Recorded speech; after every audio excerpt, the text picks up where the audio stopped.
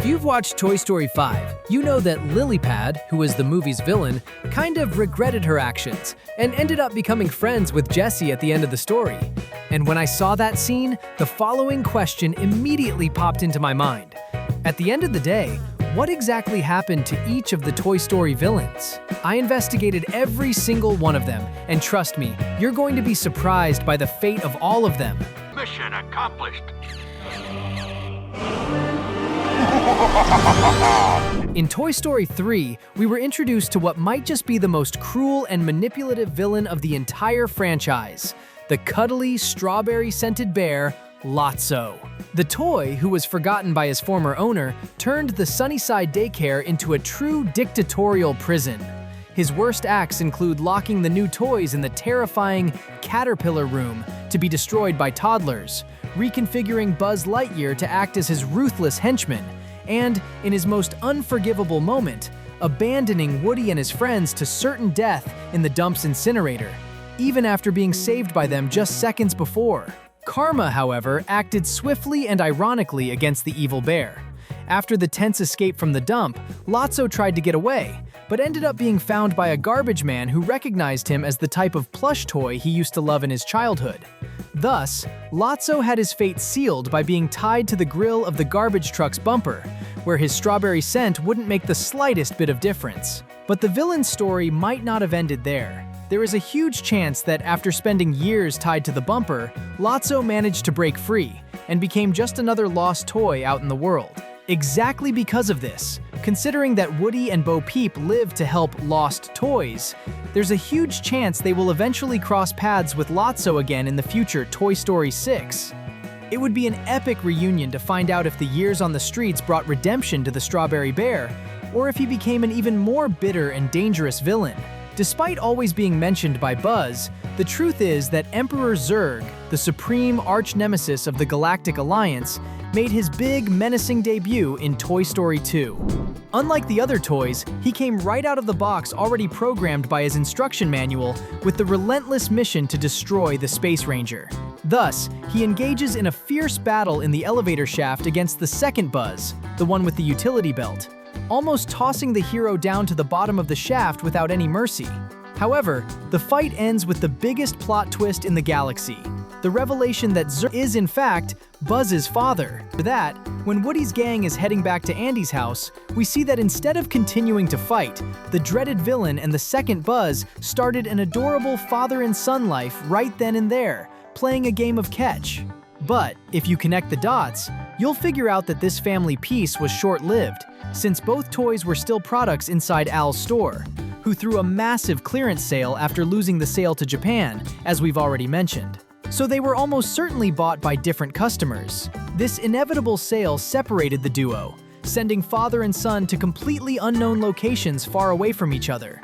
But maybe this gave rise to the best plot twist of the Toy Story franchise. That's because, in the post-credits scene of Toy Story 5, we see a Zurg make a surprise appearance, dramatically exclaiming, "My son!" Immediately, the army of Buzz figures who helped Jessie throughout the plot, upon hearing the villain shout this, groan in a giant chorus of frustration. After all, the original Buzz had already told this painful truth to all of them back in Blaze's family's barn. If you have a good memory, you'll recall that the first major terror of the franchise was none other than Sid Phillips, Andy's creepy neighbor in the very first Toy Story back in 1995. Unlike normal kids, Sid was a true sadist and mad scientist. His worst acts included blowing up toys with dynamite purely for fun, dismembering parts to create bizarre and terrifying mutants, like the unforgettable baby-head spider, and of course, almost blowing poor Buzz Lightyear sky high strapped to a high-powered rocket. He was the absolute nightmare for any toy unlucky enough to land in his backyard. Following the massive trauma of finding out that toys were alive, many wondered, what could have happened to the kid? The official answer came years later, in Toy Story 3, where Sid makes a brief cameo as an adult. He is seen happily working as a garbage man, still rocking his classic Black Skull t-shirt, wearing his headphones at max volume, jamming to some music and cheerfully drumming on the trash cans. It seemed like a peaceful and even fun ending for the ex-villain, but Pixar loves hiding dark secrets in their animations. The reality is that Sid's likely ultimate fate took a dark turn thanks to an Easter egg found in Coco. During the talent show scene that takes place in the colorful Land of the Dead, you can quickly spot a skeleton competitor wearing the exact same skull shirt that is the character's trademark. This direct link indicated to fans that our old evil neighbor might have passed away prematurely sometime after his life as a garbage man, meeting his true end in the spirit world. It remains to be seen if he finally learned to leave things alone in the afterlife. Before we continue, just a quick heads up. If you also enjoy movies, series, and cartoons, click the subscribe button right now, all right? And if you really have a great memory, you'll also remember that the terror in the first Toy Story didn't just come from Sid's hands, but also from the jaws of his relentless partner in crime, Scud. This extremely aggressive bull terrier was a true toy-destroying machine. Among his worst acts, he mercilessly tore apart a little alien figure that Sid tossed for him to chew on. And he relentlessly chased Woody and Buzz Lightyear down the streets, nearly causing the permanent destruction of our favorite toy duo. To understand what happened to him, let's take a look at another dog in the franchise, Buster, Andy's friendly pet. Buster showed up as a tiny puppy at the end of the first movie, became a fully grown dog full of energy and usefulness in Toy Story 2. And by the time we get to Toy Story 3, he was already a very old, chubby, panting doggy, clearly at the end of his life. This timeline perfectly shows us how the years realistically advanced for pets within the Pixar universe. Applying this same biological logic to Scud's fate, it becomes pretty clear that, since he was already a fully grown dog back in the first movie, there's no way he could have made it out alive to the era of the third movie, let alone to the present day in Toy Story 5. He probably must have gone to doggy purgatory to pay for his canine sins sometime between Toy Story 2 and Toy Story 3. I have to say, some toys must have been pretty relieved to hear that. We were all fooled by the wise and fatherly figure of Stinky Pete in Toy Story 2. Having spent decades isolated inside his box without ever knowing the love of a child, he was absolutely certain that the right thing to do would be to live forever in a museum exhibit. His worst acts were sabotaging Woody's attempt to get his sewn arm back, when he locked everyone from the Woody's Roundup gang inside Al's apartment to prevent any escape, and, at the peak of his villainy, ripping Woody with his pickaxe on the airport luggage carousel. However, the tables were turned on the mastermind. The prospector ended up stuffed in the backpack of a little girl named Amy, who absolutely loves painting and slapping stickers all over her dolls' faces. Everything he feared most. But we can imagine that life as a guinea pig for makeup and sparkly stickers probably didn't last forever. It's highly likely that at some point, the proud Stinky Pete just couldn't take that much humiliation and ran away from the little girl's house. Our guess is that to this day, he is still trying to cross the ocean to reach Japan, which is where he was originally heading if he had been sold by the collector Al. By the way, speaking of him, the greedy, unethical, and somewhat pathetic owner of Al's toy barn, unlike the other villains, had a wickedness driven purely by money.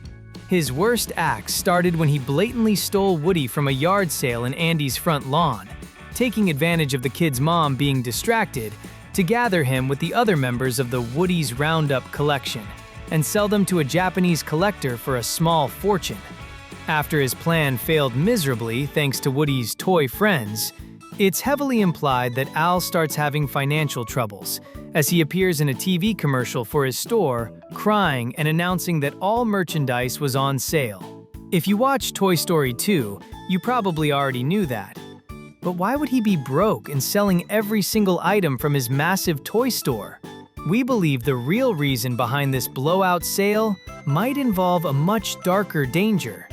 It's highly likely that Al threw this liquidation sale to raise cold, hard cash and flee the country out of fear that Mr. Konishi, the buyer of the toys from the deal gone wrong, would come after him for revenge, since he might actually be a member of the Japanese Yakuza. That being said, the famous Chicken Man must have spent the rest of his life broke, scared, and constantly looking over his shoulder, hiding from some very dangerous debt collectors. Toy Story 4 innovated by bringing in the vintage doll Gabby Gabby, commanding an army of bizarre ventriloquist dummies, the creepy Bensons, as if she were a true mafia boss inside an antique store.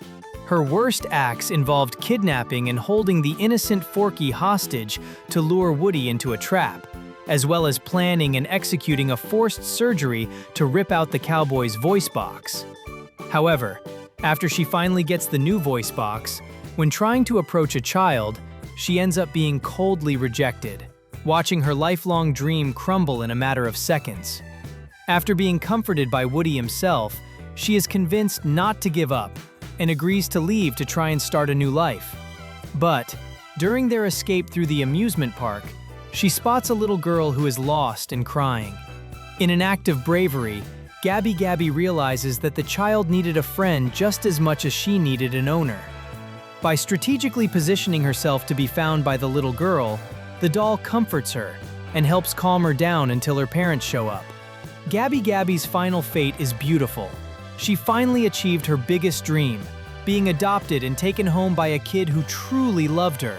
Way different from all the other villains we've seen so far, don't you agree? We've reached the end of this video, but if you like having your mind blown, this is the right place. That's why we left 2 really good videos for you to click, watch, and best of all, stay with us.